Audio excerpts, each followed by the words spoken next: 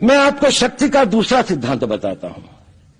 मुझे नहीं मालूम कि यह सिद्धांत मुझे बताना चाहिए या नहीं, मुझे यह भी नहीं मालूम कि यह सही है या नहीं, लेकिन क्योंकि मैं इसको मानता हूं और मुझे मालूम है कि इसके बारे में कई लोग जिनके हायर मॉरल वैल्यूज हैं शायद न भी समझते हो या न भी वो रखते हो, लेकिन एक मेरा विचार है, चाहे तो इस पर विचार करें। सब नहीं तो कुछ न कुछ लोगों को शायद इस विचार से कुछ सोचने की और कुछ करने की प्रेरणा मिलेगी।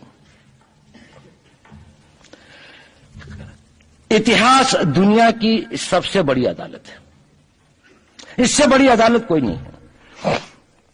सुप्रीम कोर्ट में क्या हुआ, हाई कोर्ट में क्या हुआ, लड़ाई के मैदान में क्या हुआ, इलेक्शंस में क्या हुआ, ये सब बातें आती हैं चली जाती हैं, बाद में रह जाता है केवल इतिहास।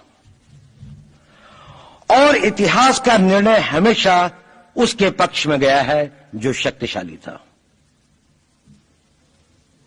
इसने कभी उसका साथ नहीं दिया जो न्याय के साथ था, जो सही था।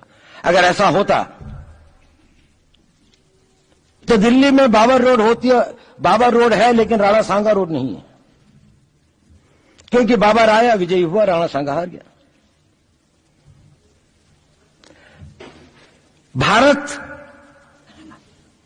की हिंदूशाही किंगडम अफगानिस्तान से होती सिकुड़ती सिकुड़ती सिकुड़ती यहां तक नहीं आ जाती। हमने किसी पर आक्रमण नहीं किया, हमने किसी के जीवन मूल्यों को नष्ट नहीं किया, हमने किसी के धर्म ग्रंथों को और धर्म स्थानों को नष्ट नहीं किया। शायद हम न्याय संगत थे, शायद सत्य भी हमारे पक्ष में था, लेकिन शक्ति हमारे साथ नहीं थी। इसलिए इतिहास ने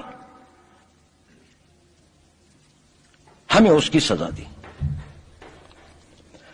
इतिहास ने हमेशा उनको सजा दी जिन्होंने विचारों को कर्म से और न्याय को शक्ति से अधिक महत्व दिया। अब मैं ये नहीं कह रहा हूं कि उसको उसकी तिलांजलि कर देनी चाहिए, ये नहीं है कि न्याय का अपना महत्व नहीं है, लेकिन यदि कॉन्फ्लिक्ट ऑफ इंटरेस्ट हो तो शक्तिशाली बनना ज्यादा आवश्यक है।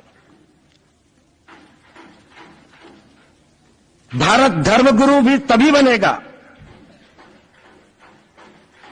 जब एक शक्तिशाली भारत का निर्माण होगा। जिन लोगों ने भारत के ऊपर आक्रमण किया, भारत के ऊपर राज किया, इस प्रकार से राज किया कि राज करते वक्त, जाते वक्त अपने